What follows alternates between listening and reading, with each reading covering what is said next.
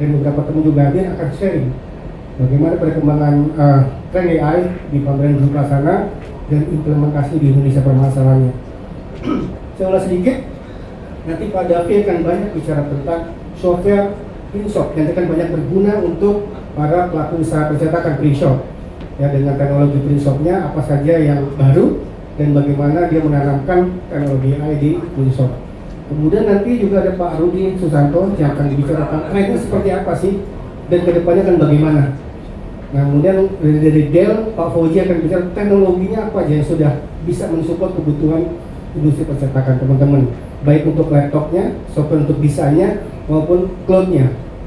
Nah, kemudian juga nanti ada Pak Ali yang akan banyak bicara success story, bagaimana dia sukses menggunakan teknologi digital di perusahaannya yang sekarang sudah mencapai keuntungan yang luar biasa.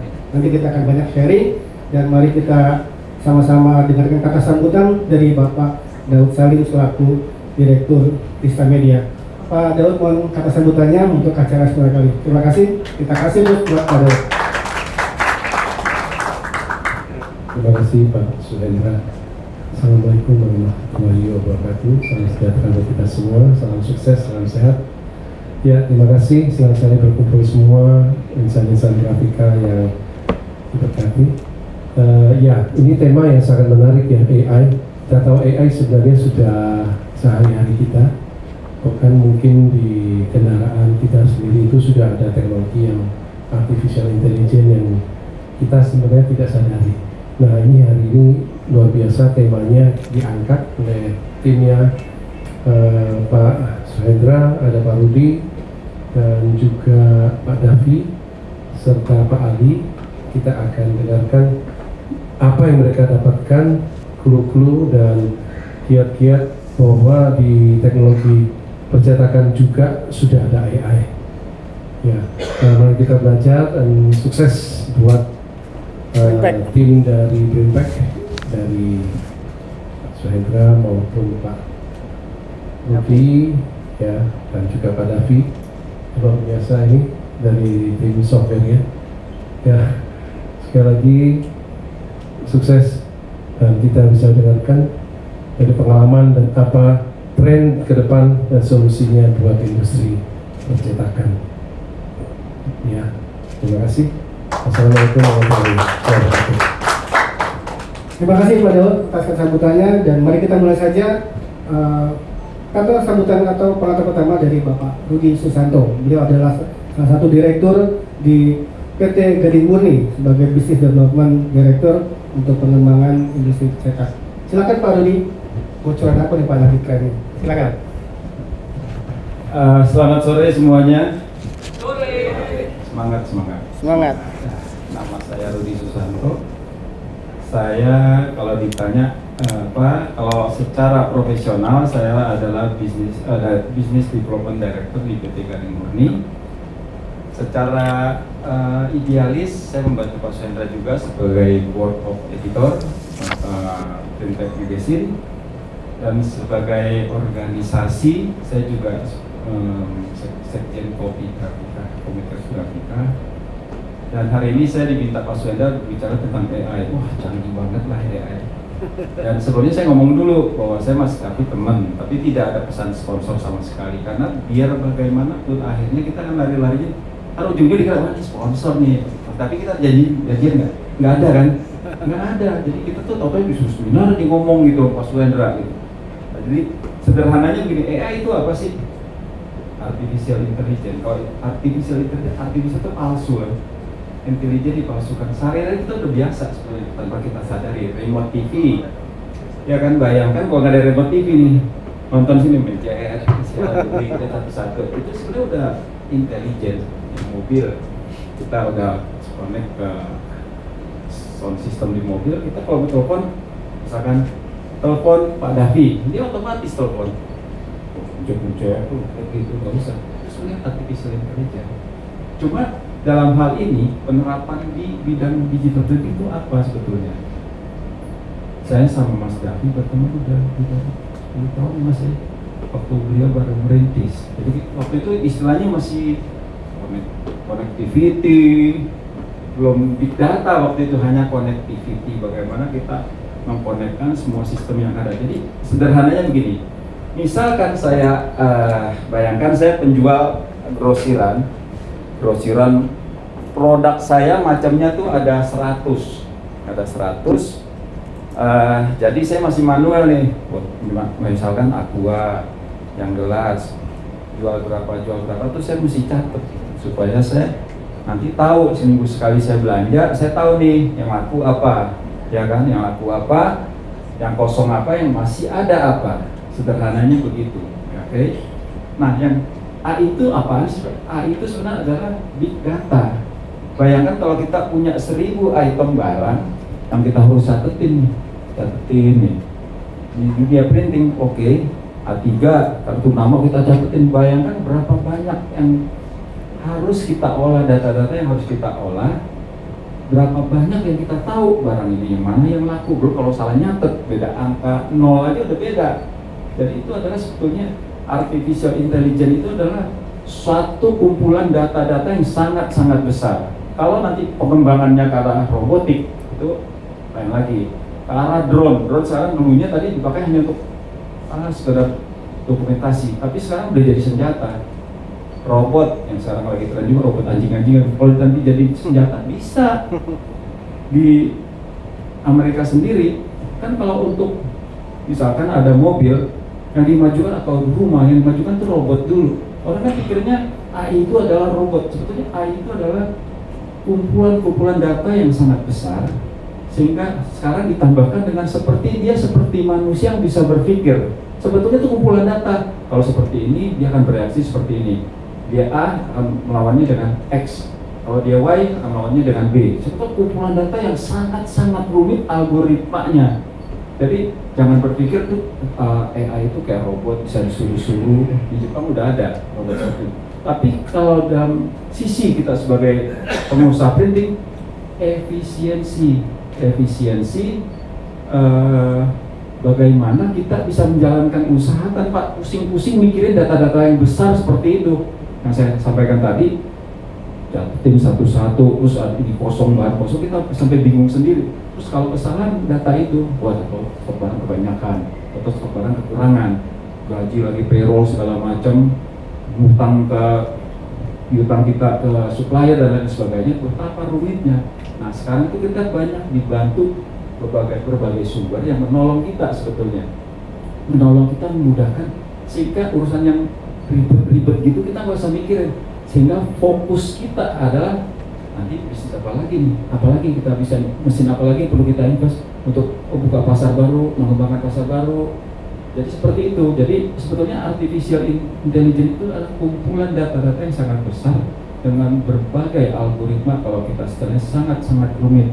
Makanya di sini kita ada Mas Davi dengan printshopnya itu sudah sangat membantu sekali. Di sini nanti kita bisa minta testimoni Pak Edi juga nih, Pak Edi sebetulnya nih, saya tahu salah satu customer bagaimana beliau mengelola usaha beliau gitu loh dengan bantuan softwarenya Mas Davi. Jadi memudahkan bisa jalan-jalan ke sini. Coba kalau bayangkan kalau seperti tadi yang saya sampaikan nggak bisa jalan-jalan, beli toko, kita laci, terima uang, terus kembalian, kasih QRIS, bayangkan rumitnya. Nah, software artificial intelligence karena penerapannya di bisnis, saya tidak berbicara pengembangan robotik, wah bisa jadi senjata, bisa jadi bodyguard, enggak, kita pikirin usaha kita aja gimana cara memudahkannya supaya kita bisa fokus nih, kasih mau ngapain lagi, mau beli mesin apa lagi. Nah, mengembangkan usaha kita karena itu sangat membutuhkan sebetulnya energi. Bisa nggak AI itu lakukan? Bisa sekali. Tinggal ngomong sama Mas Davi, Mas sekarang lagi tren apa sih? Oh bisa Pak. Kalau nggak percaya kan dibuktikan. Berarti udah pasti dia bisa. Jadi kita nggak usah rumit, apa lagi? Bapak mau apa? Tanya aja. Mas bisa tolong nggak? Sekarang lagi tren apa sih Mas? Cuma dalam bilangan menit keluar. Oh ini tren. Dalam dunia bisnis. Jadi jangan mikir wah saya pakai nanti ada bodyguard robot, itu kan penerapan ke bisnis saja, penerapan ke bisnis. Dan begitu pun pada saat kita mau buka cabang bisa. Big data itu sangat luar biasa, daerah mana yang potensial, geografisnya seperti apa, penduduk di sana berapa kepala keluarga, pendidikannya apa, apalagi katanya data bocor ya kemarin kan ya, bercanda aja. monitor dibalikin belum tuh data yang sudah. Oh gratis, nggak bayar 100 sudah. Kebetulan pada saat itu kasus itu saya baru pulang, kebetulan baru sebulan lebih lah dari Finlandia, 2 tahun setengah kurang lebih saya di sana, negara yang katanya penduduknya paling berbahagia di dunia. Di sana tuh artificial intelligence seperti sesuatu yang biasa aja gitu. Robot kayak di Indomaret bisa kita pesan dan dikirim pakai robot gitu, biasa aja, bisa berhenti di lampu merah, nungguin lampu hijau, bisa. Bukan sesuatu yang istimewa jadi sehari-hari. Itu dalam aplikasi memudahkan kita nggak usah keluar rumah, apalagi kalau musim dingin gitu kan, itu seperti itu karena itu memudahkan. Tujuannya apa? Bayangkan kalau seperti Indomaret musim dingin, siapa mau keluar gitu loh, apa tinggal pesan di aplikasi, robot yang ngirim sampai di depan blok apartemen. Nah, dalam penerapan kita di bisnis printing ini, yang paling susah apa? Yang itu tadi saya bilang, mikirin dari sekarang gini ya, ada customer masuk ke toko, antrian panjang. Nah, kalau di sistem software yang sekarang tinggal klik, saya nggak tahu nanti bisa presentasikan dari bukan ada pilihan mau ngapain nih, mau misalkan cuma cetak banner, mau cetak kartu nama, mungkin ada pilihan gitu. Jadi dia tahu ada timelinenya nggak, tapi promosi. Sebenarnya saya nggak promosi karena memang kenyataannya seperti itu. Nanti bisa dipikirkan, saya mau cetak kartu nama berapa box, ada timelinenya, masuk sekarang file udah ready to print, oh ternyata dalam waktu 10 menit keluar. Cetak banner misalkan 60 kali 180, oke, plus katakan roll banner, X banner, nanti ada timelinenya, oke, 15 menit. Mau cepat misalnya, oh 1 jam harganya lebih mahal, mau cepat, oh ada harganya lebih murah. Jadi kita memberikan konsumen berbagai pilihan, tujuannya memudahkan dia memutuskan yang mana, dan itu langsung terjadi sales order, sehingga tidak kemungkinan dia terjadi katakan dia cuma ambil nomor, dia duduk nungguin gitu kan. Karena saya pernah menemukan, mohon maaf, kejadian ini di Surabaya yang pada saat itu sangat-sangat besar. Dia bilang dia terintegrasi. Kebetulan pada saat saya menunggu pemilik toko tersebut, di sebelah saya, ini seperti saya duduk Pak Suhendra, nggak tahu gimana dia pakai topi hitam, dia ketiduran. Kebetulan saya berdiri duduk beda 2 kursi, saya bilang oke. Saya udah nunggu 15 menit. Pikiran saya dia nungguin cetakan keluar. Nah, pada saat ngobrol diajak ke ruangan atas pemilik tersebut, dia ceritakan integrasi dia bla bla bla bla gitu. Saya terkontrol, saya cuma tanya, dia nggak pakai sistem waktu itu, pakai antrian, pakai software sendiri, kelihatan di TV keluar tuh nomor antrian ting keluar, oke. Terus pada saat ditampilin tokonya, saya melihat lagi orang itu, loh itu orangnya posyandu dari saya nungguin loh. Terus disuruh karyawan, loh orang itu ketiduran, nomornya lewat. Itu salah satu contoh percetakan waktu itu sangat-sangat besar di Surabaya. Jadi hal-hal seperti itu tidak bisa kontrol. Maksud saya kalau dengan software yang baru kita akan tahu ada parameternya. Parameter itu pada saat dia memilih udah connect dengan yang di belakang, dia udah tahu oh ini ada customer yang mau cetak banner dan lain sebagainya. Jadi jangan biarkan istilahnya ikan itu terlepas. Istilahnya ikan kan udah masuk ke dalam jaring nih, masa mau dilepas tuh? Oh, rupanya pulang lagi dia nggak jadi deh. Dari tahu sebelah ikan. Jadi tujuannya di bisnis ini memudahkan kita, memudahkan konsumen untuk memilih, untuk melakukan eksekusi apa yang dia mau pesan, apa dia mau pilih. Jadi sederhananya AI dalam dunia printing, saya nggak membahas ke teknologi yang lebih canggih, karena penerapan ke printing itu sangat-sangat penting dengan berbagai hal-hal rumit lainnya gitu. Jadi saya rasa penjelasan saya sebagai pembuka cukup ya Pak Suhendra. Barangkali ada Q&A nanti bisa ditanyakan di akhir ya. Di akhir silakan. Sekali lagi saya sampaikan, saya tidak mempromosikan teman saya Mas Davi, tapi betul-betul kita memang spontan. Jadi kalau nanti beliau tiba-tiba kebetulan bicara, oh harus diumumkan, saya bukan pesan sponsor karena saya tidak dapat honor. Kalau dikasih honor, nggak apa-apa Mas. Terima kasih Mas. Kalau rekening saya masih ada Mas ya. Terima kasih Bang Rudi, luar biasa. Terima kasih. Oke, Pak Rudi baru saja bergabung di PT Gading Murni. Sebelum memerintah, kebetulan 2 tahun lalu ada di Finland. Jadi memang mengurusin tentang teknologi AI. Jadi makanya saya minta bantu sharing. Nah, kebetulan juga kemarin kita terjumpa, dan beberapa dari juga terjumpa, wah luar biasa. Saya sharing juga bahwa sekarang orang semua menggunakan AI. Ketika presentasi Kuning Power, teknologi yang luar biasa, itu mereka komunikasi, saya update juga di sosmed, pada saat itu dia presentasi di sini, dia sedang komunikasi jalan di California. Jadi bagaimana menggunakan data komunikasi California, teknologi berkembang terus sampai real. Kemudian juga mereka sebut launching namanya My apa begitu, Ella dan sebagainya. Hampir di beberapa sana menggunakan teknologi ya. Kalau bukan di total bisa 79% kan sudah menggunakan teknologi. Nah, bagaimana di Indonesia? Nah, pada peak saya lihat, wah banyak sekali dia menghubungi vendor-vendor software di sana, perkembangan seperti apa.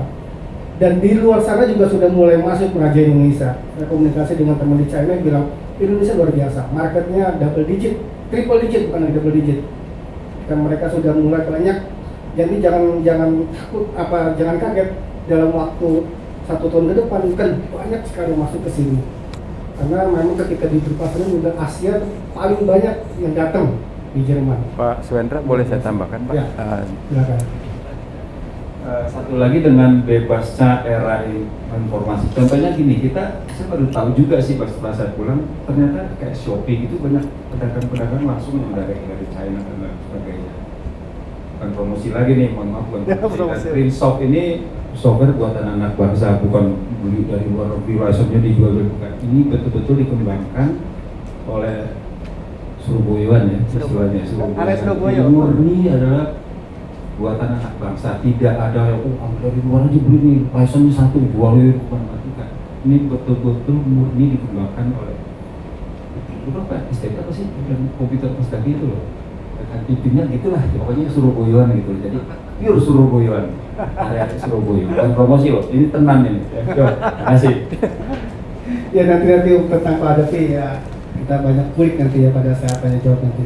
Dan memang teknologi ini ketika katanya, ya kenapa Pak Dapi berangkat ke Jerman sana pengen mengupdate yang ada pengguna software dan termasuk PID ya, pengguna software Printsoft-nya dan sebagainya. Layak diminta testimoni itu. Nah, itu betul. Nah, terus kemudian di samping itu nanti juga ada dari Dell, teknologi komputer, laptop, nanti juga power atau cloud yang akan membantu menciptakan seperti apa trennya yang saat ini. Sudah kita dengar Core i3, Core 7 dan sebagainya. Sekarang udah pakai core berapa sih gitu? Udah bukan core lagi sekarang, udah pakai ultra kali yang lain. Nah, nanti akan banyak cerita seperti apa. Bukan Celeron sudah ada. Bukan Celeron. Nah, udah Celeron lagi. Sudah ada factory AI. Nah, lagi factory AI luar biasa. Kalau kita nggak ikut, udah siap aja. Saya tercetuk salah satu quote-nya dari salah satu direktur Asegraf ya. Dia mengatakan bahwa sekarang eranya digital. Kalau kita tidak masuk ke digital, maka siap-siaplah akan kita dan mati.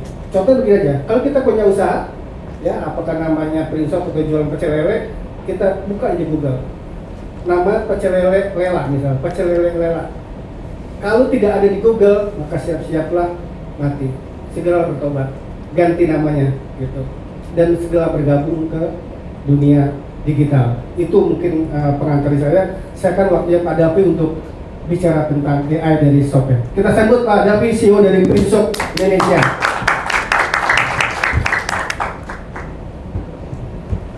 Slide-nya di-share ya? Silakan udah. Saya langsung aja ya. Assalamualaikum warahmatullahi wabarakatuh. Waalaikumsalam. Sebelumnya saya ucapkan terima kasih kepada Bapak Ibu yang udah datang di seminarnya Printpack ya. Jadi kita membahas soal AI ini sebenarnya kebetulan saya habis pulang dari pameran Drupa ya. Drupa itu pameran terbesar di dunia. Jadi 4 tahun sekali baru ya. Iya, 4 tahun sekali. 4 tahun sekali dan Tapi, kebetulan 2019 atau 2020 itu jadi tertunda 8 tahun, karena ada jadi pandemi 8 ya. tahun. Iya, jadi 8 tahun. Dan 2016 saat itu saya backpacker ke Jerman, nggak pernah ke luar negeri. Jadi saya itu nggak pernah ke luar negeri, tapi pengen tahu gimana sih pameran di luar negeri kelas dunia itu gimana. Saya datang ke sana, saya lihat tuh. Saya kan lulusan informatika ITS ya. Saya lihat tuh, Indonesia kok nggak ada bikin sistem yang bagus kayak gini ya untuk industrial printing gitu ya. Jadi saya saya di sana backpacker, tidur di rumah warga pakai Airbnb sama orang-orang Jerman. Jadi nggak ikut tur seperti Pak Suhendra, Pak Rudi ini kan udah orang-orang terkenal zaman dulu. Saya ini orang baru gitu. Jadi saya backpacker dulu ceritanya kayak gitu tuh. Ini harusnya bisa dibawa di Indonesia nih. Saya waktu itu satu hall khusus software, saya di situ sih banget. Saya interestnya malah ke softwarenya bukan ke mesinnya saat itu, karena mesin udah oke lah, udah masuk Indonesia udah keren-keren lah, sudah ada HP, ada Konica Minolta, ada Xerox saat itu ya udah keren-keren lah ya. Nah saya interestnya di sana, saya bawa lah ke Indonesia ya. Ya itu akhirnya kita pakai dan kebetulan ada salah satu print shop yang menurut saya sesuai namanya revolusioner. Yaitu Revo Print Shop. Kita kasih aplaus buat Pak Edi. Dia dari Jakarta. Ini dia visioner ya menurut saya, revolusioner juga. Dia melihat saya, oh ini oke Mas Davi gitu loh, dia bilang. Coba dong di Revo gitu. Ibaratnya ini rezeki nomplok nih, orang terkenal nih. Pak Edi kan dulu juga vokal nih, sering ngomong di forum kan. Ya udah kita buatin khusus buat dia, coba dulu Pak, nggak usah bayar. Saat itu 6 bulan, serius 6 bulan, coba dulu pakai, dia cocok, ya udah kita bayar kayak gitu. Seperti itu ya. Itu prolognya sih. Saya namanya Davi ya, dari Prince of. Oke, next Mas. Sorry, back dulu. Kita ngomongnya AI and Big Data sebagai alat pengambilan keputusan karena temanya AI. Dan kemarin saya pulang dari Jerman, yang saya rasakan, oh benar katanya Pak Suhendra, semua termasuk mesin pun yang dibahas AI gitu.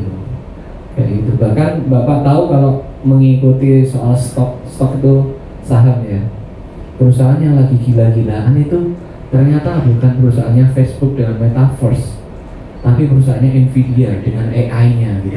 Dia sekarang pencipta chip terbaik untuk AI gitu.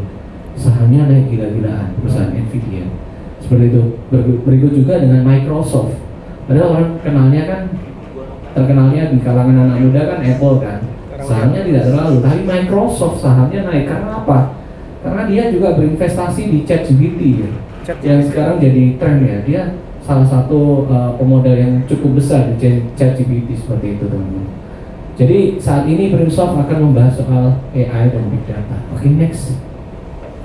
Prolognya kita sudah dari 2017 ya, 2016 perang dari Jerman kita bikin, 2017 kita coba di Pak Edi Revo 2018, telah digunakan saat ini 100 print shop lebih ya di Indonesia, termasuk ya syukur memang segmen print shop saat ini middle class ya, middle ke atas ya, middle ya, jadi menengah bisnis yang agak mature gitu loh, segmen yang kita ambil seperti itu, dan kita dapat penghargaan banyak sekali oleh Krista juga seperti itu. Dan ini kantor baru kita gitu loh. Tahun lalu kita launch dari ruangan 3x5 Bapak Ibu, kita sudah bisa bikin bangunan 3 lantai ya.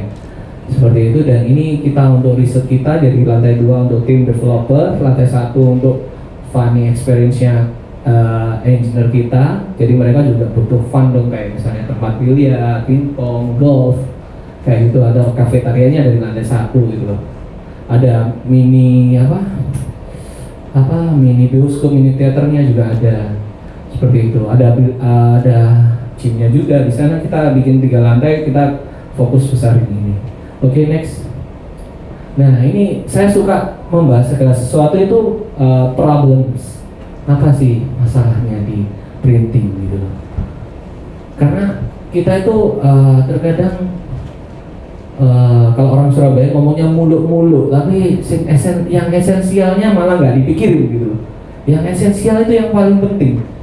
Apa sih yang paling penting? Yaitu apa? Yang tadi sudah disampaikan oleh Pak Rudi, soal efisiensi gitu loh. Kita itu karena kita nggak akan bisa efisien kalau kita nggak bisa ngambil keputusan yang tepat. Seperti apa? Soal pemilihan produk. Saya kemarin 2 minggu yang lalu ya, sebuah acara pernikahan anak printing yang paling besar di Malang, ketemu supplier, bro, kamu data apa yang bisa menjadi tren ke depan? Dia tanya gitu. Terus ya saya nggak bisa ngomong karena ini kan data dari pelanggannya print shop kayak gitu. Jadi itu penting banget. Jadi buat apa? Dia mau invest mesin apa yang mau didatangkan ke Indonesia gitu loh, yang relevan. yang sejalan dengan produk yang bisa di-create, sama pengambilan keputusan untuk investasi mesin apa yang bisa dibeli oleh print shop biar dia nggak salah beli. Bayangin teman-teman, kalau Anda beli mesin salah, akhirnya apa, nggak efisien. Nah, kita sebagai pebisnis kan pengennya bisnis ini cepat untuk break even, cepat untuk balik modal seperti itu.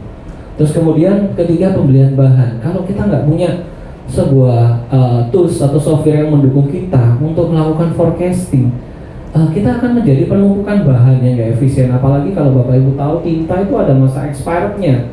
Saya tadi ketemu juga dengan salah satu supplier besar, dia pernah salah forecasting soal tinta UV sampai 3 miliar uang harus terbuang seperti itu Bapak Ibu. Oke, next. Nah, saat ini Printsoft sudah ada, tapi bukan AI, namanya business intelligence. Jadi kita salah satu lini business intelligence itu ada yang namanya, kita sebut fiturnya namanya visual. Bulan Mei kemarin di sebuah pameran juga kita menunjukkan seperti apa sih business intelligence pada produk Printsoft seperti itu. Oke, next. Nah, ini kita demokan dulu aja ya Mas, coba di. Nah, ini business intelligence kita dari beberapa menu yang ada di produk Printsoft. Jadi kalau Pak Rudi memang nggak boleh, nggak untuk promosi produk, saya sedikit promosi produk nggak apa-apa ya Pak. Oke, jadi wawasan juga kayak gitu dah. Jadi di sini akan kelihatan pemakaian bahannya, yang teratas itu apa, terus produktivitas mesin, diklik Mas ya. New tab aja Mas. Produktivitas mesinnya, terus penjualan produknya, yang paling dijual berapa, sama termasuk produk yang paling sering dicari, produk yang nggak ada. Di sini ada datanya semua. Tapi as your print shop gitu loh, hanya ada di toko kamu. Lah padahal namanya pebisnis itu kan pengennya nggak hanya di tokonya dia aja kan. Bapak Ibu pasti pengennya di luar apa ya yang laku ya, di luar apa ya bahan yang lagi dicari ya, di luar mesin apa ya yang lagi happening. Nah, kita karena nggak punya data, sering misleading gitu loh, terlalu banyak spamming dari supplier, mungkin ini yang lagi tren ini, jadi terlalu banyak noise yang tidak by data gitu loh. Nah, coba kita bayangin di internal sudah ada, tapi kan ini internal, bukan untuk pengembangan eksternal gitu loh, yang akan the next, ini hanya di internal seperti itu. Jadi secara data sebenarnya sudah ada di business intelligence-nya Printsoft yang sejak tahun lalu kita launching versi 3 ini. Ini yang saya tampilkan hanya visual, padahal di situ ada report, tracking visitor, ada timeline tadi juga yang disampaikan oleh Pak Rudi juga ada. Kita juga punya produknya timeline. Jadi untuk waktu setiap bisnis proses tuh bisa kita tahu gitu, kita bisa breakdown yang terjadi di lini mana tuh ada di situ menunya.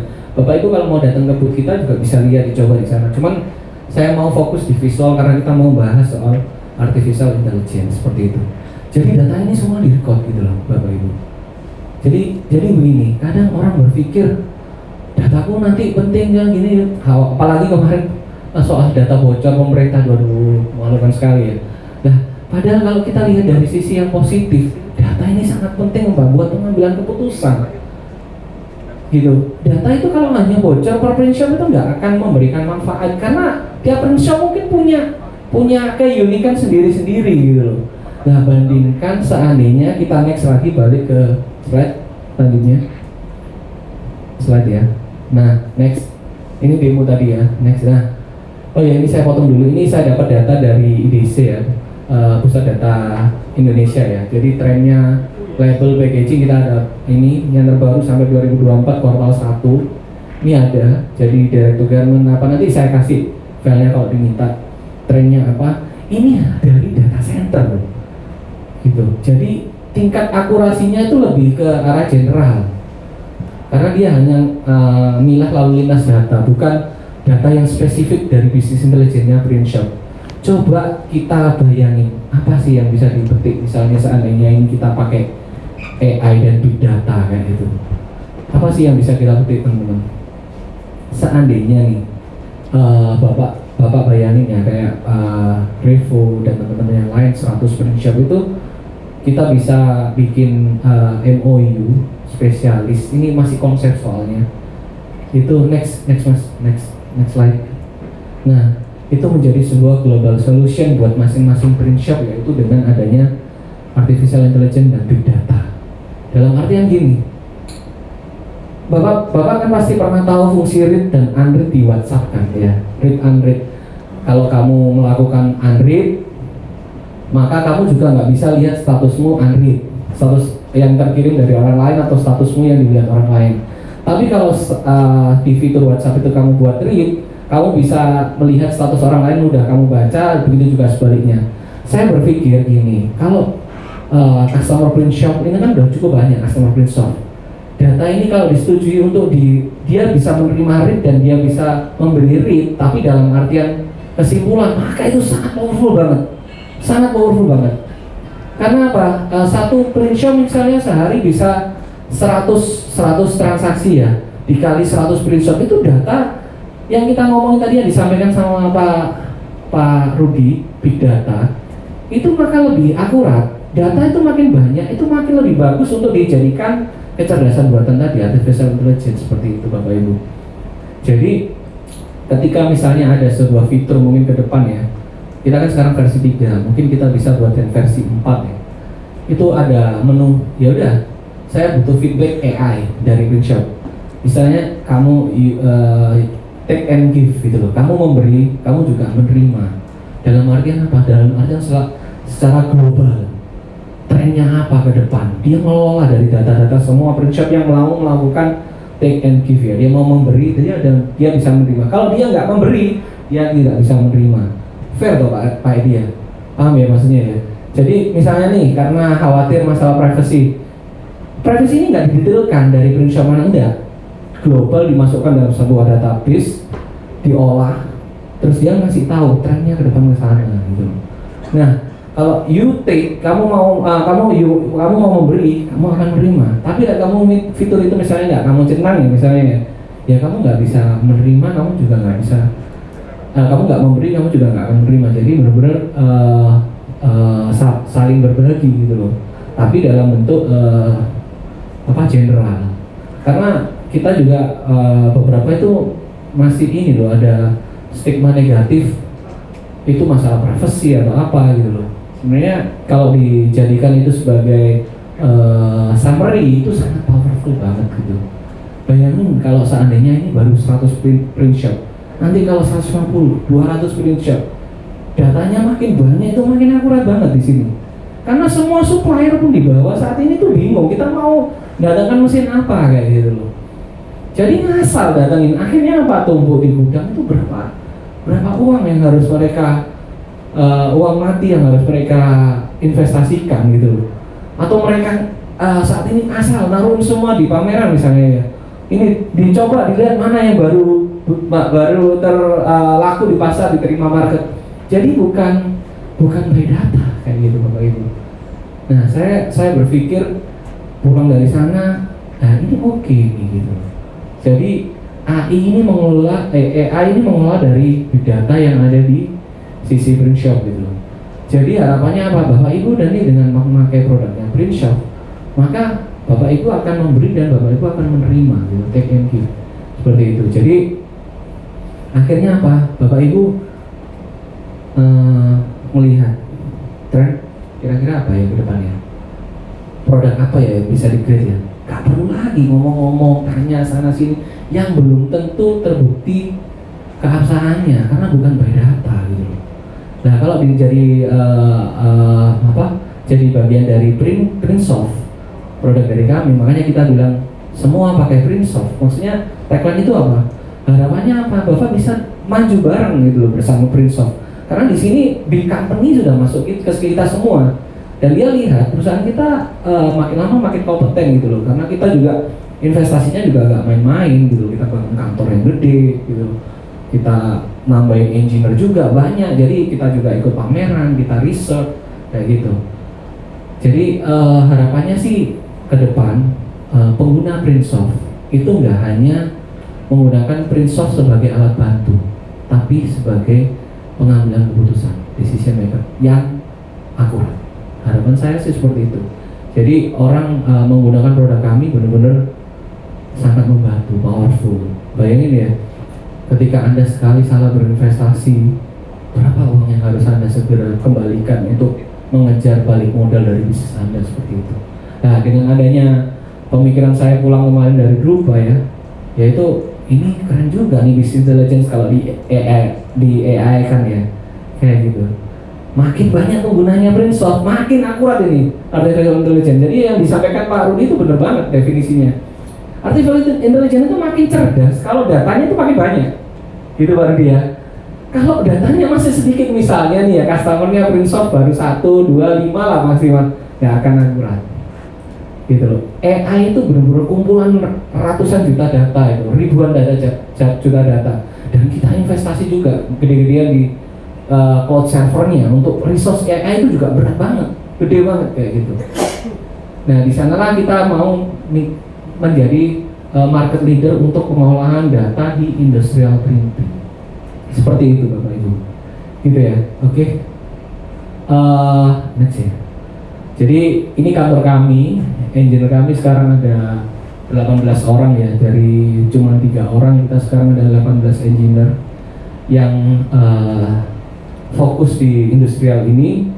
Dan mungkin teman-teman kalau mau collaborate dengan kami bisa langsung di bawah ada di booth yang Brainsoft seperti itu Pak ya. Saya rasa cukup, mungkin pertanyaan bisa dilanjutkan lagi Pak Sundra. Thank you. Baik, terima kasih Mas Davi, CEO dari Brainsoft.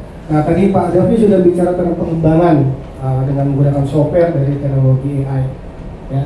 Nah, sekarang kita hadirkan pembicara ahlinya dari teknologi pemain IT sendiri, dari Dell Technology. Dia yang menggunakan komputer atau software yang ada di komputer Anda, baik itu komputer jinjing, laptop maupun server atau tower. Nah nanti hadir kita undang dari Pak Fauzi Abdillah, dari Dell Technology Indonesia, yang akan membahas tentang bagaimana tren IT di industri printing dan AI. Terus kemudian apa saja yang bisa disupport atau dikolaborasikan untuk industri percetakan khususnya di Indonesia. Teknologi apa yang tepat? Ya, kalau tadi sudah kita bicara tentang Pak David singgung-singgung tentang Nvidia, apakah software komputernya dia juga menggunakan Nvidia dan sebagainya. Kemudian yang terbaru itu seperti apa? Kemudian bagaimana strategi dan sebagainya. Nah, mari kita undang Pak Fauzi Abdillah dari Dell Technology Indonesia. Silakan Pak Fauzi. Terima kasih Pak Suhendra. Selamat sore Surabaya. Sore ya. Pertama saya Fauzi dan ini pertama kali saya ke Surabaya. Iya, luar biasa ya ternyata. Kotanya bersih, udaranya nyaman, mataharinya emang agak lumayan ya, agak gigit gitu. Dan ini juga saya deg-degan banget tadi sebelum naik ke sini. Saya kira ini karena tegang mau presentasi, ternyata enggak. Ini perasaan jatuh cinta. Waduh. Ya cerita kepada Surabaya. Wah. Terutama Surabaya. Oke, tadi sudah dibuka dengan sangat baik oleh Pak Rudi dan Mas Davi. Dan kebetulan saya senang banget nih. Apa yang mau saya sampaikan sekarang itu relate banget. Jadi saya nggak perlu pusing lagi. Nanti ngegali chemistry-nya bagaimana nih. Tentang materi yang bakal kita bawa sore hari ini. Oke, langsung aja kita mulai. Dengan judul yang nyerempet-nyerempet lah. Ada AI-nya gitu. Boleh Mas? Right, flash list-nya.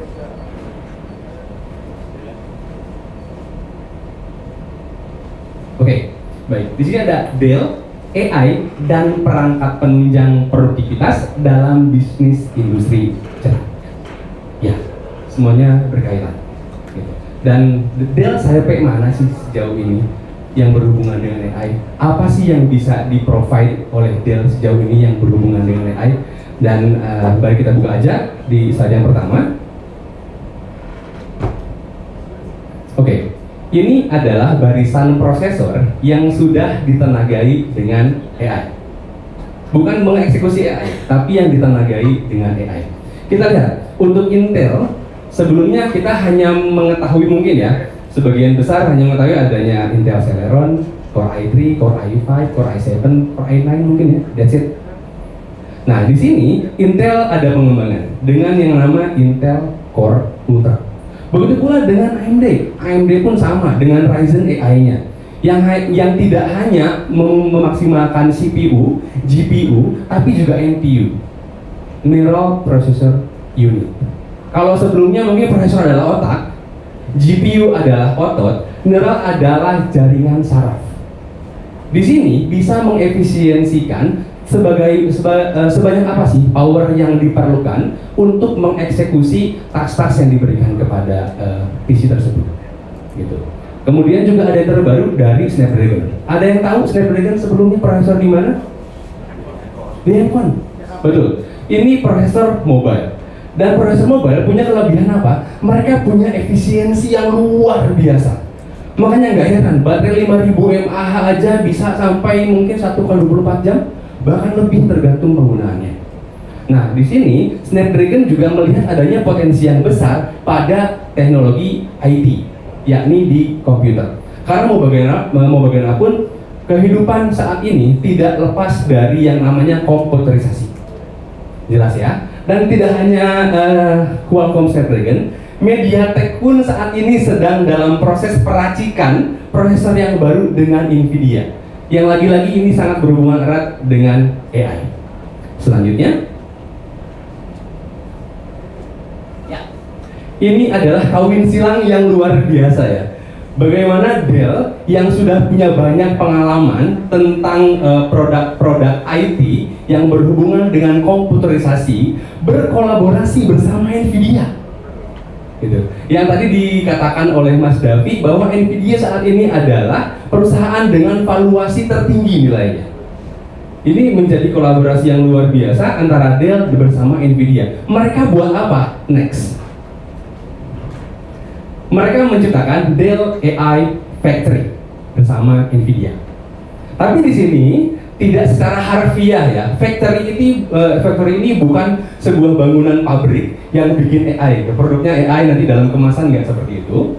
Jadi factory di sini adalah secara garis besar ini merupakan sebuah ekosistem yang dimana bisa menyatukan berbagai kepentingan-kepentingan yang berbau AI sehingga menghasilkan efisiensi yang luar biasa dan membantu keberlangsungan kehidupan untuk saat ini.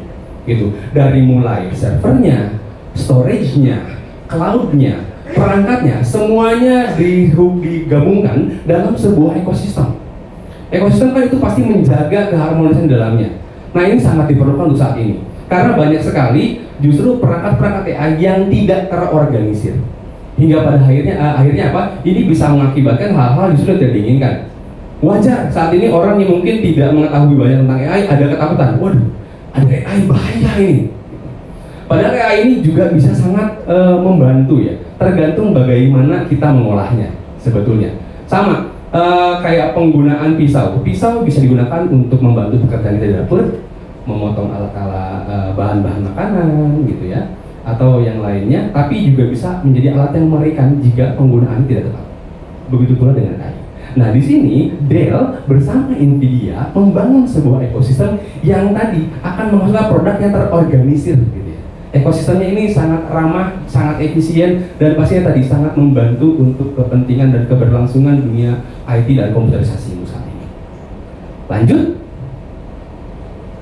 Nah, ini adalah line up produk Dell. Mungkin ada pertanyaan ya, Mas, produk apa sih yang paling tepat untuk kebutuhan dalam dunia percetakan? Nyambung lagi sama Mas David tadi ya, bener ya.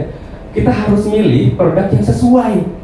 Jangan sampai karena adanya FOMO, mesin printing saat ini yang lagi rame ini brand satu brand lah. Mohon maaf, karena saya kurang mengetahui ya. Akhirnya ikutan, padahal belum butuh. Alhasil apa? Adanya pengeluaran yang seharusnya tidak terjadi ya. Itu jadi pemborosan anggaran. Yang tadinya mikir yang paling tinggi adalah yang paling baik, nggak tentu. Let's say, balik lagi kepada pisau tadi. Kita butuh sebuah pisau yang tajam untuk mengiris bahan-bahan makanan. Tapi yang dibeli adalah pisau daging. Yang tadinya kita butuh buat ngiris sayuran, kita beli pisau daging. Ya, pisau daging dan pisau dapur mungkin perbedaannya ya nggak signifikan lah secara fungsi. Yang satu buat ngiris bawang yang ukuran kecil, pisau daging biasanya ukurannya lebih besar. Bisa buat ngiris bawang? Bisa. Tapi mau bazir pada akhirnya.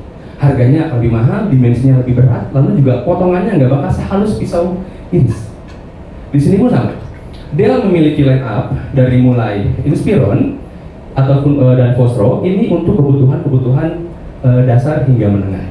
Jadi kayak untuk misalkan dunia percetakan otomatis tidak hanya selalu tentang editing ya. Ada juga tim marketing, ada juga tim administrasi dan lain-lainnya.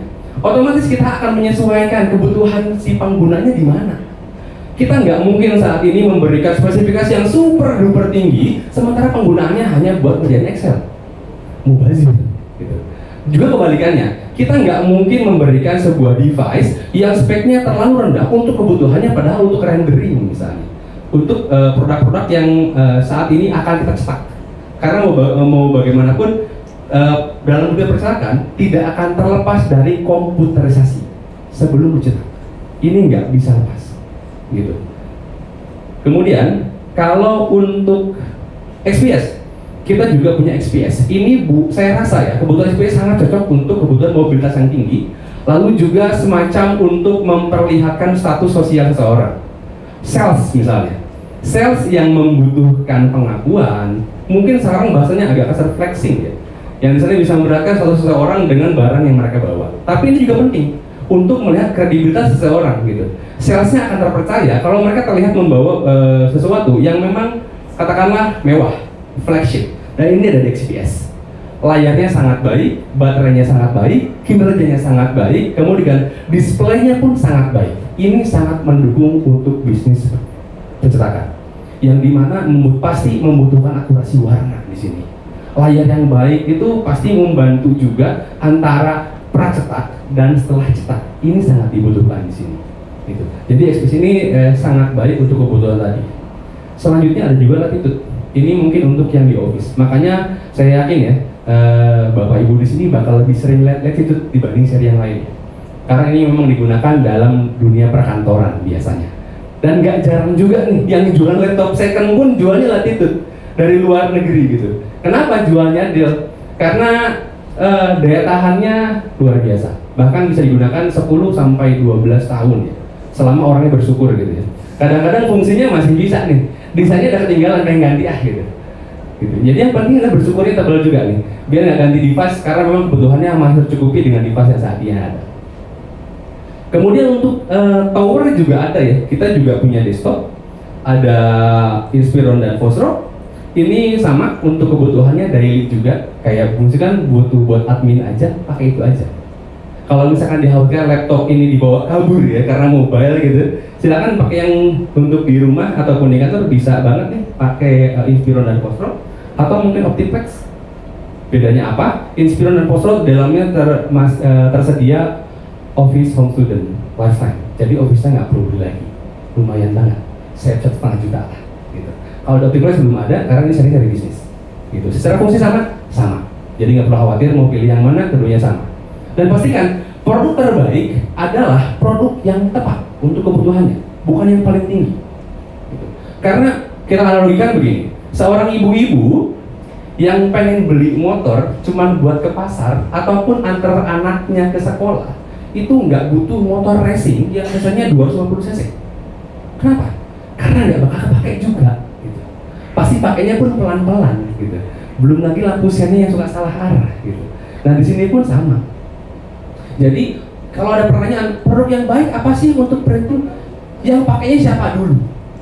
Kalau yang pakai bagian admin berarti ada peruntukannya. Bisa pakai Inspiron, bisa pakai Fosro, bisa pakai XPS, bisa. Untuk yang mobile. Tapi kalau untuk yang standby bisa pakai Inspiron, bisa pakai Fosro ataupun pakai Optiplex. Jadi yang terbaik adalah yang paling tepat. Karena yang nggak tepat nanti akhirnya akan menjadi pemborosan. Kita mesti belanja 2 kali device yang berbeda akibat yang pertama salah beli, salah nanya juga. Balik lagi, ibu-ibu butuh motor matic, nanya ke keponakannya, anak beragres. Si ibu nanya, Dek, Bude mau beli motor yang bagus kayak gimana ya? Bude, minimal itu 250 cc, nanti bisa cacat di jalan, gak bakal telat ke sekolahnya, gak bakal telat ke pasarnya. Padahal budenya nggak perlu itu. Dia cuma butuh motor matic 115 cc. Biar apa? Biar bensinnya hemat, ya. Harganya hemat. Depannya ada spasi buat bawa barang-barang. Itu lebih dibutuhkan. Jadi kembali lagi jawabannya adalah device yang paling baik apa buat dunia percetakan? Semua device ini baik selama penempatannya sesuai. Dan semuanya menjadi buruk kalau penempatannya tidak sesuai.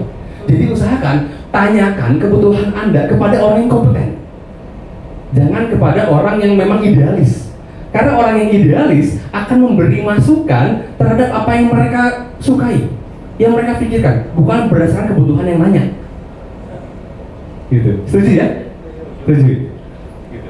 Nah, yang terakhir ada workstation dan server. Ini skalanya bisa dari kecil, menengah, hingga level tinggi. Sesuaikan aja.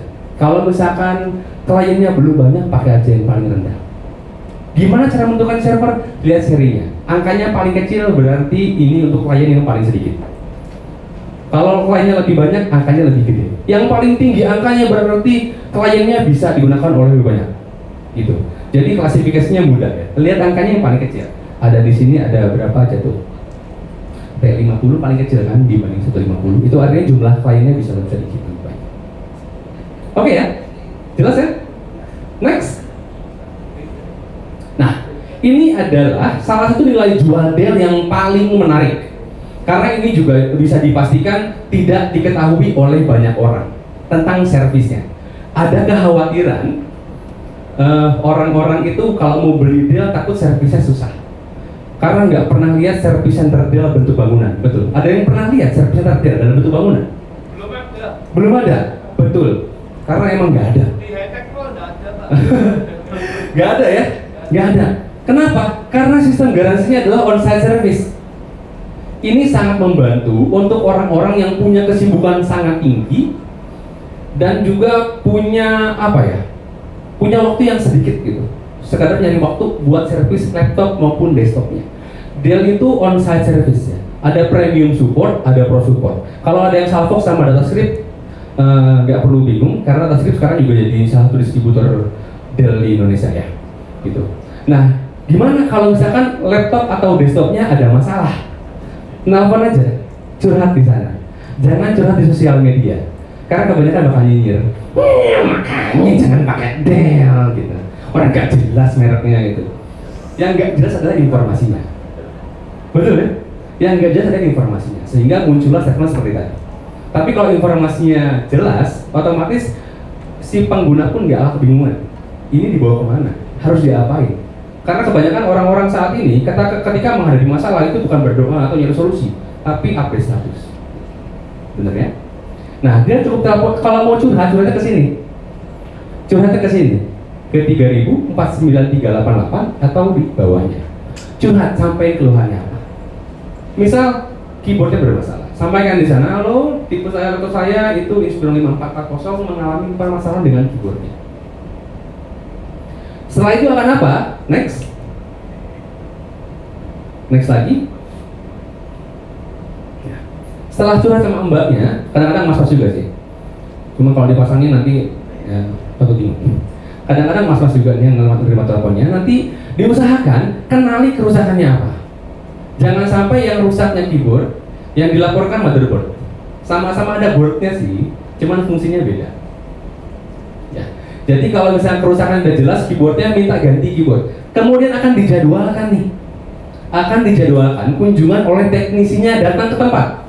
Dell ini tadi on-site service, bukan in-home service. Bedanya apa? Kalau in-home harus di rumah.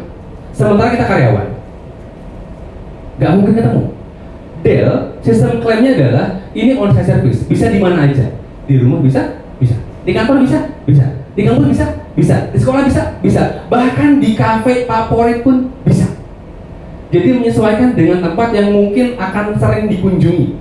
Aku kayaknya kalau nyari sana kan di warung kopi deh. Biar santuy. Bisa? Bisa. Ini memudahkan ya. Gitu. Jadi nggak perlu lagi menyesuaikan waktunya. Belum mikirin cuacanya, hujan badai gitu ya. Belum macetnya gitu ya. Belum lagi ada demo misalkan nggak bisa lewat. Belum waktunya. Karena kan service device itu nggak mungkin 10-15 menit. Tapi kalau dengan on-site service ini, telepon aja, curhat dulu, teknisnya bakal dijadwalkan. Kemungkinan besar akan datang di H+2 setelah pelaporan. Nanti bakal datang ke tempat si pengguna untuk memperbaiki unitnya. Dan itu akan dipastikan semuanya sudah berjalan dengan baik. Kalau belum, akan ada kunjungan selanjutnya. Dan nanti akan dibawakan spare part selanjutnya. Dan kabar baiknya lagi, garansi dari ini tidak hanya berlaku di Indonesia, tapi juga berlaku di luar negeri. Jadi buat teman-teman di sini ya, buat Bapak Ibu di sini, mungkin ada yang mau beli deal, tapi anakku tuh mau kuliah loh, ke Turki, nggak masalah. Garansinya tetap bisa diklaim. Tapi teleponnya nggak ke sini, nggak kayak yang tadi. Kasihan teksnya kejauhan kalau Turki ya. Jadi nelponnya adalah menghubungi nomor yang berlaku di negara tersebut. Lagi di Turki nelpon customer nomor Dell support yang ada di Turki. Lagi misalkan di Inggris nelpon yang di Inggris. Karena customer sendiri gua ada. Dia lagi ada pertukaran dosen waktu itu dan mengalami masalah dengan laptopnya. Dia nggak nelpon ke yang di Indonesia. Dia datang ke yang menghubungi nomor yang memang tersedia di negara tersebut, di Inggris waktu itu, di Birmingham. Dan apa yang terjadi? Laptopnya diperbaiki. Jadi intinya ini sudah ada testimonial yang nyata, nggak perlu ragu lagi, jadi nggak perlu khawatir. Kalaupun nanti mau ada urusan ke luar negeri buat nyerbis laptop gitu ya, lagi di sana mau servis laptopnya, nggak perlu pulang dulu. Telepon aja nomor yang berlaku di negara tersebut, nanti bakal datang teknisnya. Bule loh, tapi nggak sama Vale. Bule nanti mungkin kalau lagi di luar negeri ya, kalau misalkan di negara Eropa ataupun Amerika ya. Jadi nggak mungkin teknisnya dari Indonesia akan dikirim sana nggak. Tapi memang teknisnya dikirimkan dari negara tersebut. Terutama di APJ ya, Asia Pasifik dan Jepang. Di luar itu gimana? Bisa juga. Cuman ada kemungkinan karena adanya perbedaan konfigurasi sehingga waktu pengerjaannya agak sedikit lebih lama. Jadi selebihnya sama aja. Selama masa garansinya berlaku bisa diklaim berkali-kali hingga selesai. Mudah kan?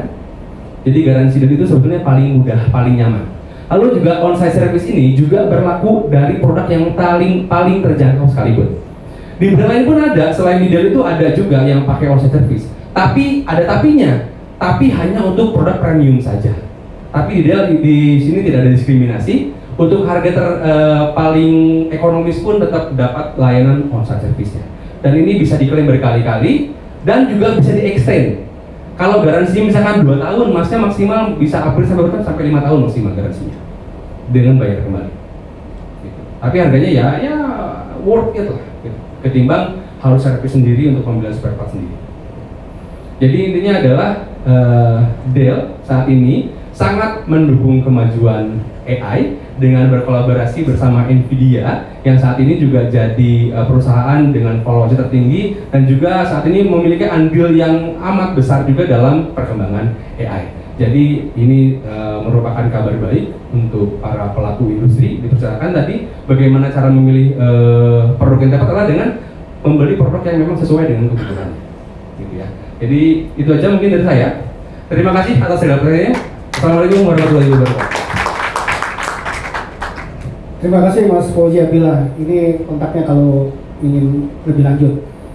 Selanjutnya kita sebenarnya ada Pak Ali berhalangan. Nah mungkin Pak Edi bisa testimoni boleh. Nanti kita akan diskusi bersama dengan para narasumber. Pak Rudi mana Pak Rudi? Oh, masih di luar ya. Oh, ngobrol. Nah, nanti kita akan diskusi bagaimana menyikapi tren. Tadi Pak Rudi bicara tentang trennya seperti apa, solusinya. Pak Davi bisa bentuk softwarenya. Pak Fauzi bicara tentang hardwarenya, software, hardware, solusi termasuk finansial dan sebagainya nanti. Nah, kita Pak Edi bersedia? Oh, udah, oke ya. Nanti kita ngobrol bertiga saja karena waktunya sudah cukup dekat ya. Jadi kita ngobrol sebentar bicara tentang tren AI, teknologi dan tren dan solusinya untuk industri percetakan. Kita mintakan Pak Davi di sini mungkin ya. Kita ngobrol Pak Davi, Pak Fauzi dan Pak Rudi. Tadi itu minta Pak Rudi. Silakan Pak Davi. Nanti kita coba diskusi bagaimana tanya jawab yang ada. Dan teman-teman di sini kami sudah menyiapkan souvenir nanti di depan dan juga untuk yang bertanya silakan ada juga gift souvenirnya dari Dell. Gimana? Oke. Tadi keluar ya? Silakan nanti kita diskusi ya. Saya senang karena Oke. Nyambung. Sebelum saya lemparkan ke teman, saya mau tanya dulu ke 3 penanya ini. Ya nanti dari saya nanti saya lempar ke teman-teman ya. Oke, mungkin lagi bicara AI kepada Davi dan Pak Oji. Ya, Pak Davi, dari perjalanan kemarin ke Drupa, dari perjalanan ini sampai dengan terakhir hingga ini, apa yang bisa ditangkap atau yang dikolaborasikan, yang bisa dikontribusikan dari softwarenya Prinsoft untuk percetakan khususnya di Indonesia? Dari apa namanya, kalau menjemur tagline-nya Epson ya, dari Epson untuk Epson Indonesia untuk dunia. Nah, dari software Prinsoft Surabaya untuk Indonesia. Silakan Mas Davi. Saya sambil duduk ya. Boleh. Jadi yang paling penting dari sebuah Prinsoft itu software ya. Software itu yang paling penting adalah pengambilan keputusan sih ya. Tadi yang kita ulang-ulang berkali-kali ya. Jadi harapannya dengan menggunakan teknologi yang kami gunakan bisa powerful membantu untuk dalam pengambilan keputusan. Jadi keputusan yang tepat ya, bukan keputusan yang subjektif ya. Jadi benar-benar dari By data ya. by data ya, dari internal ya. Atau kalau ke depan kita mau pengembangan dan teman-teman banyak yang interest ya, kita bisa menggunakan konsep AI itu tadi ya. Karena 75% ya Pak ya. Saya juga keliling ke semua mesin yang diangkat AI semua AI ya. semua betul. AI semua, saya coba, wih benar-benar luar biasa ini AI ini, benar-benar untuk kemajuan di semua lini industri bahkan menurut saya Pak gitu loh. Saya juga nggak nyangka, nggak expect seperti itu. Waduh kayak gini nih di luar nih. Makanya saya juga kok kebetulan Bapak ngangkat temanya AI gitu kayak gitu. Seperti itu sih teman-teman. Jadi jangan terlalu ini sih, kita tetap positif ya, thinking ya. Karena kalau Drupa itu kan acuan untuk 5 tahun ke depan ya. Ya. Dan benar-benar terjadi. Dulu 2016 saya ke sana dan memang terjadi juga. Jadi dia memang predictable-nya bagus, dan Eropa semua AI semua, software-softwarenya AI semua kayak gitu. Saya ke satu hall itu, saya masukin satu-satu, saya fotoin, ih AI semua nih. Ini Indonesia ketinggalan lagi nih. Seperti itu. Jadi benar-benar luar biasa gitu. Cuman memang ya Pak, di Indonesia ini beberapa customer masih ada yang gaya old gitu loh. Jadi berpikir data itu selalu privasi gitu loh. Betul. Padahal data itu nggak semuanya harus disampaikan. Misalnya data keuangan nggak mungkin, data penjualan nggak mungkin. Cuman maksudnya itu jadi sebuah rangkuman gitu loh, dari period to period gitu loh. Bahkan kalau bisa data diolah makin banyak, itu kita bisa tahu bulan apa sih yang seharusnya kita nggak perlu iklan ini gitu loh. Iya, betul. Dia ngolah karena dari kebiasaan sebelumnya kayak gitu. Seperti itu sih. Jadi paling penting ya kita keep positif aja, karena kita melihat di sana seperti itu. Saya yakin Indonesia sebagai market yang besar, daripada dimasukin oleh negara lain, Betul. kenapa kita nggak nyiapkan diri dulu gitu loh? Karena di sana sudah menjadi sebuah tren. Benar. Negara-negara Finland, bukan Finland Pak, baru di Pak, Swedia waktu itu ada bagus banget perusahaan Swedia. Terus ada perusahaan India itu juga bagus banget kayak gitu. Jadi saya sih mengakui Prinsoft ketinggalan dalam hal AI. Jadi pikiran langsung terbuka, saya ingin langsung segera pulang, saya discuss, saya bawa brosur itu. Jadi kita di Eropa malah nggak belanja, isinya brosur. Ayo dibacain, kita baca karena nggak ada PDF-nya waktu itu. Kita bawa brosur banyak banget, nggak belanja apa-apa, bawain brosur. Baik itu berat tuh ada 10 kilo itu brosur isinya. Seperti itu, sama buku-buku kayak gitu. Jadi kita pelajarin buat engineer kita di Indonesia. Seperti itu ya Pak ya. Iya, Lanjut. baik, terima kasih. Nah ini saya ulas sedikit. Jadi memang benar apa yang kata Mas Davi. Jadi sepanjang 17 hall yang ada di Drupa sana, satu hall itu mungkin 4 kali ini kali ya. Saking luasnya, tidak terbayang demikian luas pameran di Drupa sana. Nah, hampir tadi saya menilai, saya keliling 17 hall, 79% semuanya menggunakan AI. Bahkan sudah ada robotik, saya coba di HP itu dengan scan barcode tuh robot bisa jalan sendiri. Dengan scan barcode aja. Ini perintahnya apa seperti itu. Bahkan ketika mau jauh juga ke Jerman, ke Cina aja kita ke Guangzhou kemarin, robot udah jarang, udah bisa buka lift, udah masuk kamar hotel. Waduh, luar biasa betul ya. Iya. Nah, kaget kita. Mas Davi bingung. Nganter paket. Nganter paket bisa langsung Sampai tinggal kamar. pencet aja di kamar skin udah bisa buka lift. Udah bisa ngetok-ngetok kamar. Ada paket luar biasa. Itu di Cina loh, Guangzhou loh. Bentar lagi nyampe Indonesia ya. Nah, Iya. itu udah perkembangan sudah luar biasa dan sedekat itu. Nah, tinggal bagaimana kita menyikapi. Nah, sebenarnya cukup menarik kemarin diskusi dengan Pak Ali juga. Bagaimana sih Pak Ali menerapkan teknologi digitalnya sehingga perusahaan ini berkembang.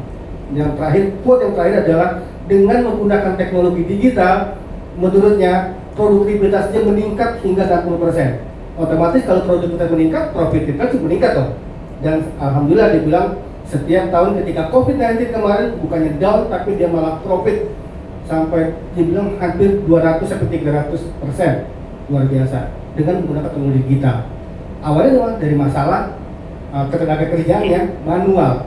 Ketika karyawannya, teknisinya manual, pulang kampung, order belum selesai, dia bingung, waduh saya harus lembur. Kalau begini terus, kapan selesainya? Kapan naik hajinya? Kapan dapat duitnya? Akhirnya tergeraklah bikin teknologi, menggunakan teknologi digital. Itu yang sederhana ya, sederhana digital. Kemudian nanti keluarlah software, termasuk ID yang menggunakan. Nah itu ya, nah itu perkembangannya. Sekarang kita coba dengarkan dari Pak Koji Abdillah bagaimana software perkembangan untuk kebutuhan dari laptop. Silakan Pak, atau di komputer. Ya, baik, terima kasih. Jadi sebetulnya kembali lagi ya. Jadi kalimat yang akan saya ulang berkali-kali adalah pilihlah perangkat sesuai dengan kebutuhannya. Jadi dari Dell sendiri, karena Dell ini memprovide baik software maupun hardware-nya, terutama dengan AI Factory yang tadi yang berkolaborasi dengan Nvidia, ini memungkinkan semuanya akan menjadi lebih efisien. Itu juga yang dikatakan Pak Rudi ya, efisiensi saat ini ya. Karena efisiensi ini kan berhubungan dengan waktu, dan waktu juga berhubungan dengan seberapa banyak nanti kita bisa berkarya, bisa meng-create sesuatu gitu kan ya. Dengan hasil yang lebih banyak, ya otomatis kan tadi perkembangan usahanya pun akan menjadi percepat. Semuanya kan berhubungan dengan percepatan gitu. Dan mungkin pesan saya sih jangan antipati ya Pak ya, dengan perubahan ya. Karena jika tidak melebur dengan perubahan kita akan hancur gitu. Jadi diterima aja bahwa AI ini sebetulnya sangat membantu jika digunakan dengan sebijak mungkin. Dan tadi sesuai dengan apa yang saat ini dibutuhkan. Jangan saat ini karena memang lagi rame nih suatu aplikasi padahal nggak butuh. Akhirnya energinya terbuang untuk hal yang memang tidak dibutuhkan sebetulnya. Jadi saran saya sih dengan Dell akan selalu membantu baik dari tadi sisi software, hardware maupun cloud dan juga storage-nya demi pengembangan AI yang lebih jauh lagi dan kehidupan yang lebih mudah lagi. Itu aja. Terima kasih. Saya ada pertanyaan Mas. Ya. Silakan Pak. Diskonnya berapa? Kalau diskon nanti bisa datang aja ke booth ya. Booth-nya ada di lantai 1 depan eskalator ya. Boleh ya. Nanti dibicarakan di sana aman. Aman Pak ya. Itu aja, terima kasih. Silakan Pak Rudi. Nah, tadi solusi software, hardware, nah sekarang SDM sama permasinannya mungkin dan juga solusi lain. Silakan Pak Rudi. Apa yang mau ditanyakan silakan. Karena pada prinsipnya bahwa kita dalam hal ini bukan hanya sebagai pengusaha, katakan sebagai aktivitas kita sehari-hari kan kita ada lead time. Lead time itu pengertiannya kita berangkat kerja jam berapa, bangun tidurku terus buka WA, bukannya terus mandi gitu. Jadi kita mau ke kantor lihat oh hijau semua jalan, Google Map dibuka. Itu kan sebetulnya AI kan. AI dalam pengertian big data, jalan alternatif, bla bla bla, genap ganjil kalau di Jakarta. Jadi semuanya terukur. Begitupun pada saat kita berbisnis sebetulnya semua kan harus terukur. Karena kalau tidak terukur, nah saya mungkin mengatakannya simple terukur, tapi di belakangnya Mas Davi sama timnya tuh udah logik. Betapa rumitnya mengolah data. Sangat besar, bukan juta, mungkin triliunan kalau dihitung data kecil, bener Mas Dati, triliunan kecil-kecil gitu, yang orang bilang perintilan itu jangan dikira sepele gitu, sampai begitu rumit algoritmanya. Jadi tujuannya apa? Efisiensi bagaimana? Contohnya dari bukan promosi Mas Davi nih, dengan prinsip, jadi kita tahu dalam bilangan mungkin nggak sampai 1 menit udah keluar tuh dalam 1 bulan lagi tren itu apa di tempat printing kita. Kadang-kadang kita lupaan, oh yang lagi tren cetak banner, tapi kita nggak tahu sebetulnya, ya kan, kalau kita tidak dibantu oleh pengolahan data yang sangat-sangat rumit, tapi memudahkan kita karena menggunakan software ini disebut artificial intelligence. Itu tujuannya seperti itu. Pada saat tiba di titik itu dan kita tahu, dan di situ kita bisa memutuskan, ternyata saya harus investasi lagi nih pengembangan produk, ya kan, produk apa yang saya akan pilih. Kalau terkait dengan AI, ada tuh di Gading Murni, itu boleh dibilang produk pertama di mesin flatbed scanner AI ya. Ya, jadi kita ada mesin flatbed, bukan pesan sponsor karena ini hanya menceritakan bagaimana AI itu berfungsi di dalam hal printing. Jadi kita ada mesin yang namanya di mereknya Omagic Flatbed AI. Jadi kita hanya menggeletakkan barang seperti ini, permukaannya rata ya, berantakan aja gitu. Jadi nanti dia akan scan untuk barang dan lain sebagainya. Setelah itu perintah cetaknya jalan, terus dia mencetak sendiri. Walaupun barang itu nggak usah tersusun. Contohnya kita cetak bolpen, geletakin aja sembarangan, nggak usah disusun satu-satu. Gitu. Nah, ada lagi mencetak tumbler. Tumbler itu kurang dari 1 menit. Nah, kurang dari 1 menit, ya itu semua AI. Jadi dia pada saat perintah bisa digunakan doorstep atau bukan doorstep, footstep atau di knob. Kalau footstep supaya cepat, itu dia dalam bilangan detik dia membaca cuma 5 detik kira-kira pas sudah dia baca. Walaupun kita tumbler kan suka salah cetak nih yang bisnis printing, nggak masalah. Jadi dia tuh ada tinta putih, begitu dia scan cuma 4 sampai 5 detik dia langsung putihin, langsung cetak berbarengan, selesai dalam waktu nggak sampai 45 detik. Jadi bayangkan efisiensi, tujuannya apa? Supaya customer bisa cetak tumbler bisa cepet di mana gitu. Ini bisa katakan kalau kita dari dibantu, katakan ini berbicara tentang integrasi ya, integrasi. Dari dia masuk, dia bisa memilih dia mau cetak apa, tumbler di print softnya tuh menentukan, oh bisa nih, karena didukung oleh mesin yang seperti tadi, cetak tumbler, setelah bayar di kasir, eksekusi 5 menit jadi. Malah kalau kita mau ekstrim 3 menit jadi, kan kita jadi penasaran, apa bener nih? Kalau perlu kita demo, ternyata memang seperti itu.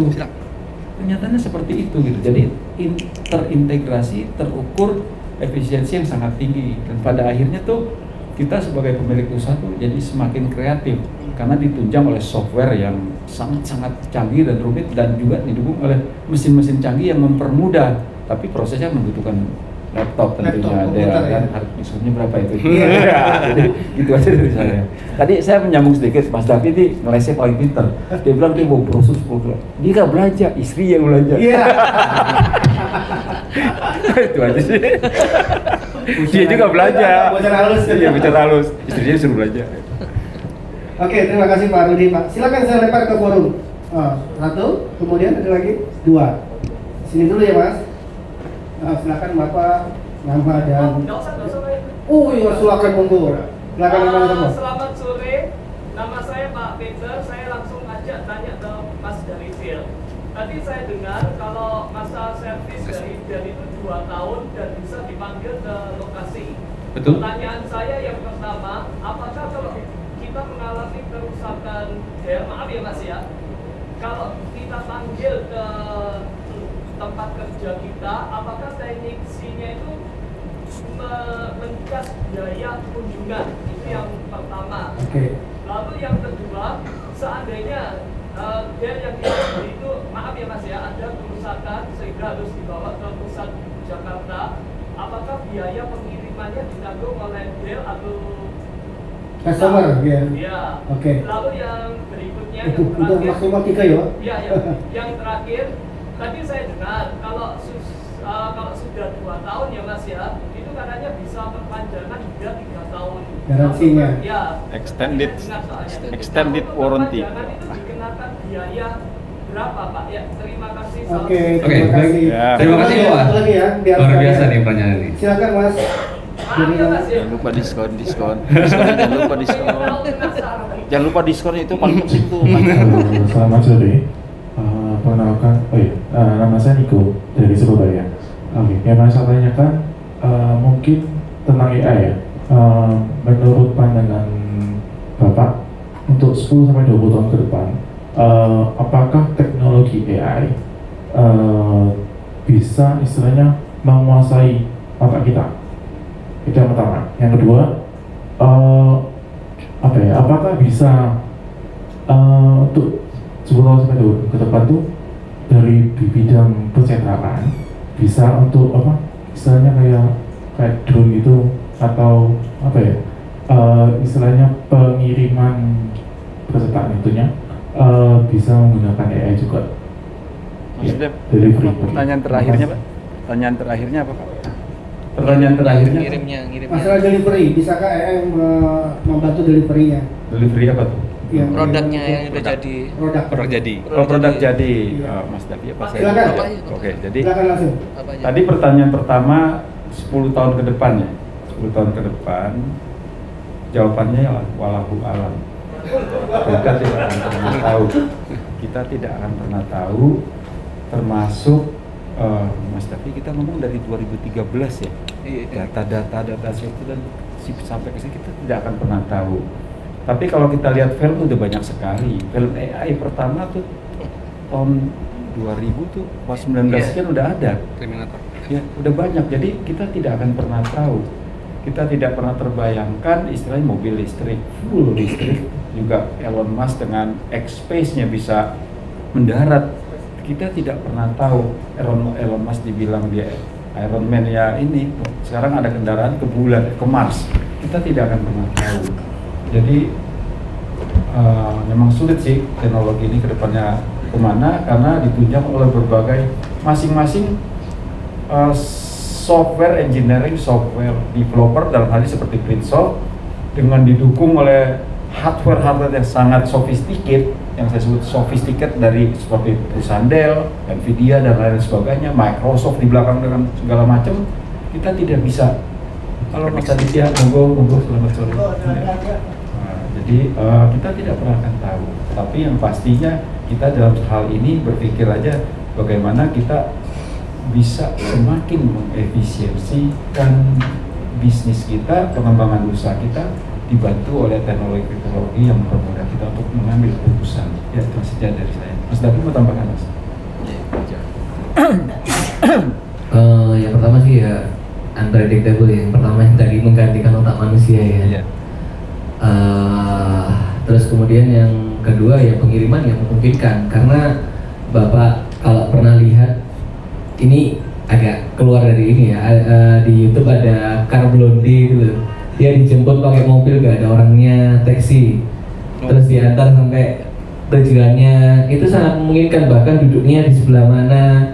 Nah itu pasti akan terjadi pengiriman, karena yang kita lihat sendiri di depan mata ya, di hotel di Guangzhou Cina ya. Jadi ada kurir biasa kayak Grab atau Gojek, taruh di sebuah robot ini, taruh robotnya jalan, dia tahu di kamar berapa, dia masuk ke lift, nyalain sendiri, liftnya itu buka sampai depannya pintu, dan itu tertutup, barangnya itu kayak di hide dulu, dikunci, jadi nggak bisa. Bahkan saya ke Eropa nggak lihat gitu, di Cina sudah ada gitu loh, di Guangzhou sudah ada, jadi ditaruh dia tiba-tiba ditutup gitu, jadi secure gitu loh.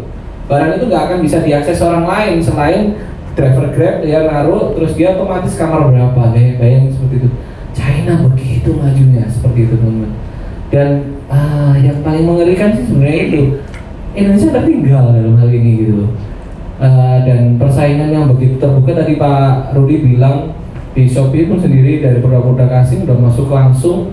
Bisa jadi gitu ke depan percetakan atau digital juga perusahaan-perusahaan asing sudah masuk dengan AI-nya, dia sangat efisien. Nah itu yang menjadi perhatian kita. Jadi sebelum kita diambil, yang aku ingat betul kata-katanya Pak Rudi, who move my cheese, ingat gak buku itu ya kan? Nah daripada diambil sama asing, kita harus sudah prepare. Saya sendiri waktu itu diajak Pak Suhendra ke Guangzhou itu, canggih gini robotnya ya, bisa nganter sampai kamar, padahal dia di lantai dasar, itu ngirim ke lantai 4. Jadi dia jalan, terus nyariin liftnya, masuk ke liftnya, bukain kamar itu bunyi ting gitu, terus dia balik lagi ngecas lagi di tempat yang semula kayak gitu. Defaultnya jadinya. Iya seperti itu. Sama mobil tanpa itu. Iya, mobil tanpa orang. Bayangin, ada satu lagi yang paling ngeri bagi saya, ini mengerikan sebenarnya. Saya itu sama istri saya, kita lihat ini mobil kok keren ya, saya foto di HP saya. Tiba-tiba saya ketika iseng buka Alibaba, yang keluar tuh mobil itu terus gitu loh. Jadi secanggih itu iklannya berbasis AI-nya itu secanggih itu. Padahal saya tuh nggak nge-search mobil itu gitu loh. Jadi dia mengenali pola gambar di HP saya, bahkan direkomendasikan di e-commerce dia gitu di Alibaba. Iya lah, seperti itu ya, makanya saya ini. Berarti kalau Anda bilang data kita dicuri di kasusnya di hacker kemarin, ya kita foto aja data handphone kita itu diolah sama Alibaba, teman-teman. Beneran? Saya foto mobil kok bagus, mobil apa ini saya foto? Kayak bis, tapi bis lucu kecil gitu loh. Tiba-tiba saya buka Alibaba, istrinya itu iklannya mobil itu semua. Waduh, seperti ini. Jadi iklannya pun tepat sasaran gitu loh, teman-teman. Iklannya pun tepat sasaran dan itu tetap banyak lagi AI dari pengolahan data seperti itu. Jadi Indonesia itu saat ini benar-benar menurut saya sangat tertinggal dan kita harus benar-benar prepare gitu loh. Jangan sampai asing akan masuk dan kita hanya cuma jadi market gitu loh. Apalagi dia jadi produsen juga di kita itu kayak gitu. Seperti itu sih Bapak Ibu ya. Silakan Pak wajib terakhir ya. Oke, tadi Pak Peter ya, mohon maaf kalau salah. Saya jawab yang pertama Pak ya. Tadi ada pertanyaannya, ada charge nggak kalau datangin sama mas-masnya teknisnya itu ya? Free Pak. Free. Iya. Sekalipun teknisnya didatengin, karena gini, teknisi Dell itu memang disimpan atau ditempatkan di beberapa daerah di Indonesia. Untuk kunjungannya kemana? Sampai dengan 330 kota seluruh Indonesia. Gitu. Keluar negeri, di luar negeri aja bisa gitu, apalagi dalam negeri. Itu yang pertama Pak ya, terjawab Pak ya. Lalu yang kedua tadi pengiriman ke Jakarta. Yang karena tadi, karena kunjungannya itu free, Bapak nggak perlu ke Jakarta. Di rumah aja tungguin Pak. Atau di kantor boleh. Atau kalau punya usaha di kiosnya mungkin boleh Pak. Atau Bapak senang ngopi di warung kopi misalkan ya, di warung kopi itu boleh Pak. Karena nanti ada komunikasi terlebih dahulu, ada konfirmasi terlebih dahulu, nanti mau dibenerin di mana nih? Gitu. Di rumah ya silahkan, mau di kantor monggo, mau di kampus bisa, kalau misalkan dosen atau mahasiswa, mau di sekolah bisa, kalau misalkan ibu guru atau bapak guru yang punya laptopnya, atau tadi mau di warung kopi atau kafe favorit pun bisa Pak. Terjawab Pak ya? 2 ya. Yang ketiga adalah penambahan masa garansi, bayar apa enggak? Harganya berapa? Betul Pak ya? Yang pertama, berbayar, pastinya berbayar. Gitu kan, karena ada cost yang diperlukan untuk itu ya. Harganya berapa? Tergantung harga unitnya Pak. Semakin tinggi harga unitnya, harga charge per year-nya itu beda. Kalau misalkan katakanlah produknya ini seharga 15 juta misal, biaya per tahunnya itu kurang lebih itu di angka 1,5 juta per tahun. Tapi kalau ambil 2 tahun biasanya lebih terjangkau. Jadi misalkan kalau di 2 tahun dikalkulasikan menjadi 3 juta, di 2 tahun biasanya di angka 2,5 juta bahkan 2,2 juta gitu. Jadi akan lebih efisien jika pengambilan masa perpanjangannya pun lebih panjang gitu. Terjawab Pak ya? Iya. Atau ada lagi nih Pak? Ada di saya yang pertanyaan seandainya barang yang kita beli Dell itu kan rusak kalau Mas ya. Baik. Di umpama di dodol saya kan tinggal Surabaya. Baik. Nah ternyata rusak nggak bisa didodolkan, harus dibawa ke Jakarta. Maksud saya nggak biaya sih. Gratis Pak. Ya karena di Jakarta pun nggak ada yang butuh bangunan Pak.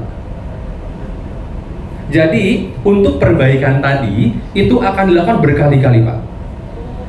Kalau saat ini nggak selesai, si teknisnya akan mengidentifikasi, oh mohon maaf Pak, ternyata yang rusak itu bukan bagian ini, tapi motherboard misalnya. Karena pergantian saat ini itu tidak per part, tapi kalau ada kerusakan pada beberapa bagian tertentu diganti motherboard Pak. Gitu. Jadi lebih mudah saat ini, nggak dibawa solder gitu, enggak Pak. Jadi kalau misalkan ada masalah dengan mesinnya akan diganti motherboardnya Pak, semesin-mesinnya diganti. Oh iya Pak. Ya. Oh iya Pak. Ya, tentu saja. Oke. Gitu. Ya, terima kasih. Ya, terjawab Pak ya? Ya. Baik, terima kasih Pak Peter. Terima kasih Pak Peter. Baik Bapak sekalian, karena waktu sudah mendekati maghrib, maka kita akhiri acara hari ini dan jangan takut bahwa kita nanti talk show akan terus berlangsung nanti di booth Prefect Indonesia di Mezani Floor. Nanti kita setiap siang dan sore akan ada talk show tentang AI di booth Prefect Indonesia. Dan juga nanti kalau nggak salah bicara berapa diskon tadi ada di sana. Diskon ini, diskon ini. Bisa ngobrol langsung lah mau spesifik seperti apa. Oke, Sekali lagi terima kasih kita share terus untuk 3 pembicaraan. Dan jangan lupa nanti ada semuanya di depan, teman-teman bisa ambil sana dan kita close. Sampai ketemu lagi. Terima kasih. Assalamualaikum warahmatullahi wabarakatuh. Waalaikumsalam. Matur nuwun. Diskon jadi gimana? Aman Pak, Aman diskon. bisa dibicarakan Pak. Karena kebetulan di kantor ada kebutuhan. Disebut di endorse. Thank you.